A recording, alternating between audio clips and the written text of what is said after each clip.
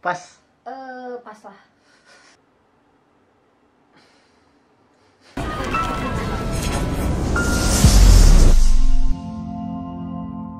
Domo, aku desu. Konnichiwa teman-teman. Konnichiwa. Hari ini kita Haku Studio didatangi Didatangi oleh sahabat lain dari EPA 12 dan berkumpul lah pokoknya. perempuan pertama yang ada di sini. Yes. Yang ada di video. Saya merasa tersanjung. Jauh-jauh ini juga dari Chiba. Chiba kan? Chiba Kalau- sekarang. kalau saya Sejak Chiba. kemarin Chiba. Memang Chiba. Kerjanya pindah-pindah. Ya, diperkenalkan dulu. Sok karena orang Sunda ini. Sok atuh. Ya, siapa tuh Nuna? Ya, hai, nama aku. Namanya Namanya? Raisya. Enggak. Nama saya Risa. Saya EPA 12 juga. EPA 12. Sebenarnya nggak kenal sih sama Yoga, nggak tahu siapa ini. Saya Kang Gosi. Ya, Mbak Ica. Mbak Ica Kan atau Risa tadi Oh, iya. perkenalannya. Kan panggilannya Ica. Oh iya, dipanggil Ica sih. Ica. Mau Kadang-kadang dipanggil Risa. dipanggil Mawar juga. Oh, Disamar. iya, Mawar. Jadi Mbak Mawar ini Ica aja. Ica aja. Jadi Mbak Ica ini kalau sebelumnya itu kan saya di panti bisa kerjanya di Jepang itu sebagai caregiver. Nah Mbak Ica ini perawatnya, pure perawat, lulusan perawat, kerja perawat di Jepang dan kerjanya di rumah sakit. Tapi programnya EPA sama. Jadi ya gimana Mbak? Gimana apa? Gimana Bung? Mbak. Jepang gimana menurut Mbak Ica? Dingin. Kesan pertama Kesan. ke Jepang tuh apa ya? Rapi sih. Udah biasa ya itu mah ya. Tapi tata letaknya gitu maksudnya atau enggak? Infrastruktur. Infrastruktur. Infrastrukturnya Infrastrukturnya rapi sekali. Jadi terus kan awal-awal juga udah awal-awal nyampe kan saya kemarin di TKC Tokyo Kenshu Center. Jadi kalau yang kampus itu kan Yang Kanggos itu si Casey itu yang di Aichi. ya si Casey itu Kaigo, Itu kan di Aichikeng. Aichikeng Nah, sama kalau- Osaka. Kalau yang Kanggosi Kalau Kanggoshi nanti ditempatkannya di Tokyo. Pelatihannya. Pelatihannya selama 6 bulan itu di Tokyo Hmm. Kenshu Center. Nah di situ awal-awal kan udah sering jogging lah istilahnya dari sekitar situ, terus video serius terus video-video kan gitu, terus orang-orang yang komen di Instagram atau di mana, ih itu kayak tempatnya Nobita. Gitu, serius. Jadi kayak ini kan jalan, terus ke bawahnya ada sedikit rumput-rumput, Ya, terus ya. itunya sungai. Oh. Jadi itu kan Nobita banget kan istilahnya gitu, tempatnya Nobita main lah istilahnya gitu. Tapi ada nggak Apanya? Nobita? Adanya senengnya lagi main kelereng.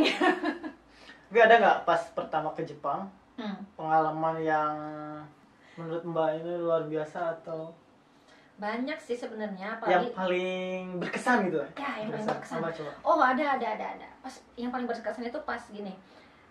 Kan dulu tuh sempet kan di P4TK tuh nanya sama sensei. Sensei tuh bilang katanya, orang Jepang itu suka berendam katanya gitu. Jadi Ofuro. ofuro. Jadi kemungkinan di setiap rumahnya itu ada ofuronya, tapi ada juga yang enggak. Nah di situ kan kayak was-was, ada nggak ya ofuro di tempat aku nanti, di tempat pelatihan kayak atau apa, kayak ternyata pas masuk pertama kali ke kamarnya yang di TKC, sebenarnya sih lebih bagus si Casey dan KKC sih kalau tempatnya, tapi serius. Tapi pas pertama kali masuk, yang bikin terkagum-kagum adalah kamarnya itu kecil, tapi seseg. Dan ada ofuronya. Sesek bahasa Indonesia apa coba? Padat gitu loh. Jadi iya. setiap sisinya tuh ada aja yang berguna tuh gitu loh. Setiap sudutnya tuh berguna ya berarti ya? Nah, Nggak itu. ada space kosong gitu. Space kosong tuh ada, tapi ya emang buat seadanya gitu. Tapi kecil sih kamarnya, tapi padat, dan ternyata semua kamar itu ada ofuronya, dan itu yang menurut saya sangat menarik dan menyenangkan. Tapi masuk Opuro juga kan? Ya iyalah siapa. Itu pertama kali masuk Opuro gimana tuh? Aduh ya ampun. kayak di Ciwidey ya. Ciwidey. Kayak di tempat pemandian air Pemandian air panas. panas. Ini apa namanya? Pas pertama kali masuk saya pusing. Karena Kelamaan. airnya kepanasan dan kelamaan, dan saya kan darah rendah. Otomatis kan bikin rendah juga kan. Bikin makin rendah kan istilahnya darahnya. Jadi pusing, tapi lama-lama biasa sih. Tapi teman-teman harus tahu kalau aku suka opuran 2 jam. Sambil nonton drama Korea. Serius, itu. enggak Korea Ada. sih, tapi ya YouTube apa kan gratisan juga, wifi kan. 2 jam. serius aku setiap opuro itu 2 jam, sampai digedor sama temen-temen aku kan. Digedor itu apa bahasa Indonesia? Itu bahasa Indonesia. Oh, bahasa Indonesia digedor ya. Diketok ke pintunya, Ca, lu masih hidup kan, katanya. Sampai dicekin, karena aku emang suka banget opuro. Oh, so.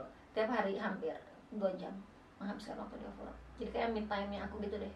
Nah, sekarang kalau misalnya pulang ya nanti suatu saat ke Indonesia punya rumah, wajib ada opuro berarti. Kayaknya sih Wajib ada opuro ya. harus ada opuro. Silakan Mbak, atau bikin rumahnya di Ciwidey biar dia air panasnya. Ada sih pemikiran.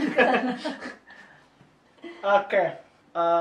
Kalau pengalamannya selama pelatihan gimana Mbak? Mbak itu sebelum kesini kan 6 bulan katanya di Indonesia juga kan pelatihan, pelatihan. Otomatis kan belajar bahasa Jepang itu kan dari awal atau sebelumnya pernah? Jadi dari nol banget. Jadi sebenarnya kan gini, saat wawancara itu dikasih selebaran itu kan sama GF. GF itu meminta kita untuk belajar minimal katakana, minimal kana. Jadi katakana hiragana harus tahu. Itu aja sih sebenarnya. Kalau pas angkatan saya ya, jadi nggak ada istilah harus dapat punya NN-an berapa jabat itu enggak. Tapi minimal karena harus sudah bisa. Nah maka dari itu di Indonesia itu di Bandung, karena saya orang Bandung kan, selama 2 minggu tapi jarang-jarang itu pun masuknya. Saya les private karena aja, tapi Sebagai katakan itu dulu aja. Sebenarnya dulu di SMA sempat belajar sih, tapi sedikit bahasa Jepang. Cuman ya itu udah lama banget dan nggak pakai kana, cuman pakai romaji, pakai bahasa biasa tapi bahasa Jepang gitu tapi ya. bahasa Jepang gitu. Tapi ya itu udah SMA dan sekitar 10 tahun yang lalu. Jadi ketahuan. Udah. Enggak. Zaman kapan? Enggak 10 tahun, 11 tahun. Serius, jadi nggak tahu sih dibilangnya apa enggak ya, cuman karena emang aku basicnya Jepang nol banget lah istilahnya. Nah, jadi belajar kana dulu 2 mingguan gitu. Terus jadi makanya ya bisa dibilang dari nol sih ya, berarti di P4TK, karena kan sama sekali nggak tahu apa-apa. Jadi disuruh ujian pun kan, jadi pas masuk tuh ada ujian tulis kelas, pembagian kelas itu, ujian buat pembagian kelas kan, diurut dalam mulai kelas atas sampai kelas bawah lah istilahnya gitu. Saya dapatnya kelas 13 dari 15 kelas. 13 ya lumayan lah, nggak terakhir kan? Ya enggak sih, cuman ya 15 apa 16 ya, sekitar segitulah. 16 kayaknya. Iya 16 ya. Jadi nggak terlalu terakhir banget. Ya gitu, jadi dapat kelas 16 dulu. Cuman ya alhamdulillah sih, karena emang udah belajar karena kan. Jadi ujian kanannya doang yang dapat 96 apa 97 gitu, tapi ujian yang satunya lagi yang bumpo, kutuba dan tata bahasa dan lain-lain itu 0. Apa-apa paling lah belajar. Iya. Mulai dari saat ini ya. Ini kalau ke Jepang itu keinginan sendiri atau gimana sih? Sampai mau bertekad ikut program IJPA dan lulus itu matching. Karena keinginan sendiri atau gimana? Sebenarnya keinginan warga setempat. Untuk mengusir saya dari kampung. Cak, ikutan aja Cak. Biar nggak di sini. Pusing. Itu keinginan sendiri. Jadi mau harus ceritain ya kisahnya. Ceritain semuanya. Soalnya ini berbau curcol nanti. Apa mulai dari apa? Mulai dari manapun boleh lah. Jadi awalnya tuh saya tuh sama sekali nggak tahu ada, ternyata ada teman saya di sini, tapi sebelumnya saya tuh nggak tahu sama sekali soal program EPA ini. Zeng sama sekali nggak tahu. Dulunya tuh gini, berawal dari saya tuh istilahnya tuh apa ya, bosen lah di Bandung tuh. Saya dari Jakarta, saya dari Bandung kerja Jakarta, balik lagi ke Bandung. Nah di Bandung tuh bosen. Mah, aku tuh ngobrol sama mama aku, mah kayaknya aku mau kerja di Bali aja deh. Oh jadi Bali bukan Jepang. Bali, pertamanya Bali. Bali. Makanya aku mau kerja di Bali aja deh katanya gitu. Loh kenapa? Pusing. Sumpah mumet lah istilahnya, udah bosan lah di Bandung. Ih kamu tuh baru 2 tahun di Bandung lagi, kok udah bosan katanya gitu. Nggak apa-apa, pengen cari suasana baru ya, karena lagi galau lah dulu. Biasa anak muda kan. Anak tua guys. Enak. Ya anak muda. Jadi pengen ke Bali, tapi mama aku tuh kan mungkin kesel kali ya. Ih, apaan sih cuma galau doang istilahnya kan. Ngapain kamu ke Bali katanya gitu. Kalian aja keluar negeri katanya gitu, gaji gede katanya gitu kata mama aku. Itu tuh kesel, itu tuh kayak cuman gertak doang gitu. Ih apaan sih gitu, nggak boleh istilahnya, nggak boleh kamu pergi istilahnya gitu. Tapi jadi kepikiran Keluar negeri. tapi kepikirannya ke Australia. Bukan Jepang. Bukan Jepang juga. Bukan Jepang juga. Iya ya, kenapa nggak keluar negeri aja? Jadi mama aku sampai kaget pas aku ngomong pengen ke Australia. Yaudah mah aku ke Australia aja ya katanya gitu. Mama aku kok jadi ke Australia sih dari ke Bali katanya gitu. Akhirnya googling tuh apa cara kerja ke Australia gitu kan. Tapi beberapa apa namanya sumber tuh yang keluar tuh jadi dia kayak menyarankan buat ke BNP2 TKI buat tanya-tanya katanya gitu. Nah sebelum ke BNP2 TKI malah ketemu sama tante aku. Tante. Nah enggak. Iya tantenya. Udah tante tapi masih cantik, serius nanti aku kalau mau lihat fotonya. Tante aku tuh masih cantik banget, lebih ya sama lah kayak aku. Tantenya kerja di? Enggak. Jadi tante aku tuh punya, kan aku tuh ngobrol ya sama tante aku kan mau deket kan. Aku mau kerja di Australia kata aku gitu sama tante aku tuh. Ngapain ke Australia katanya, mending ke Jepang aja. Emang kenapa di Jepang? Tempatnya bagus-bagus, nanti bisa foto-foto bagus. Serius kata aku. Ya Allah masa iya sih aku tuh ke Jepang cuma buat foto-foto doang kata aku tuh. Ya lihat nih foto temennya tante juga katanya bagus-bagus tuh fotonya di Instagramnya. Terus aku lihat, iya apaan sih? Oh iya bagus juga ya. Serius, tapi beneran fotonya bagus-bagus. Wih iya juga ya, tapi tetap jadi istilahnya jadi oke lah, opsi kedua lah ya kalau nggak Australia, Jepang lah istilahnya gitu. Kenapa ke Australia? Kenapa nggak milih Jepang? Karena ya itu sih foto. Bukan. Kenapa nggak milih Jepang? Kenapa nggak milih? Karena kan selain kalau bahasa Inggris kan kita udah dari kecil belajar bahasa Inggris lah, jadi istilahnya cuma tinggal ngelancarin lah. Kalau misalkan tinggal kursus berapa bulan mungkin bisa lah istilahnya gitu. Tapi kalau Jepang itu kan harus belajar kana, dari nol ya, kanji. bahasanya dari nol. Serius, itu tuh yang paling ribetnya tuh kanji dan kana sih yang paling aku malesin tuh awalnya tuh gitu. Ternyata tahu-tahu aku nanya kan. Jadi aku tuh nanyanya langsung ke BNP2 TKI. Terus disaranin dapat infonya tuh. Ya. Jadi bukan disaranin sih, tapi dari BNP2 TKI malah punya opsinya cuma 2 kalau nggak Korea. Kalau mbaknya apa katanya? Perawat.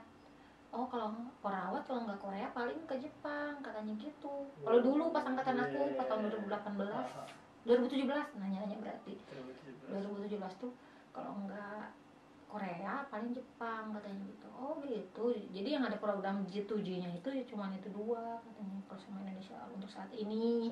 Pas waktu itu gitu. Jadi akhirnya ya udahlah Jepang lah. Karena opsi kedua tadi. Ya. Dan ternyata foto-foto. Ini buat teman-teman mau foto-fotonya silakan kunjungi Instagramnya. Instagramnya Ridboy ini ya. Ya. Gitu sih ceritanya. Jadi berawal dari galau. Akhirnya ya nyampe sini. Dan alhamdulillah sih. Oke. Nah sekarang ini Mbak, kok Mbak itu manggilnya apa coba? Teh, Teh. orang Sunda. Teh Ica. Menurut Teh Ica sendiri pas pertama datang sini kan pelatihannya, terus sekarang kan udah mulai kerja juga.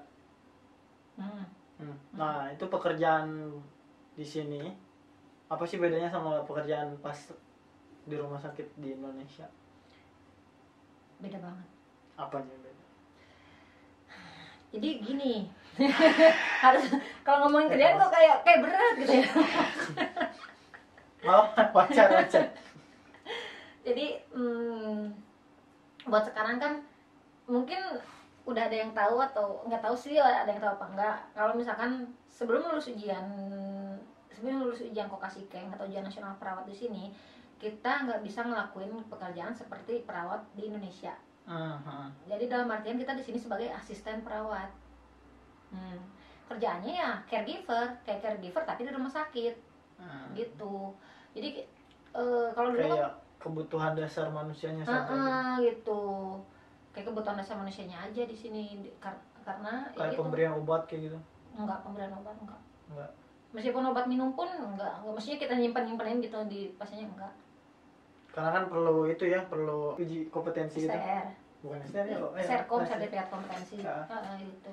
Nanti kan kalau misalnya lulus dan sudah punya kompetensi baru kerjanya sama kayak gitu. Iya gitu. Karena sekarang belum ya, kompetensi Jepang walaupun udah punya kompetensi Indonesia. Iya. Tetap aja. Iya, jadi masih bukan cuma orang Indonesia sih, semua orang Jepang pun, orang gaijin lain pun sama, harus ikut Kokasikeng dulu, lulus dulu ujian nasional baru bisa kerja sebagai perawat yang sebenar-benarnya di sini.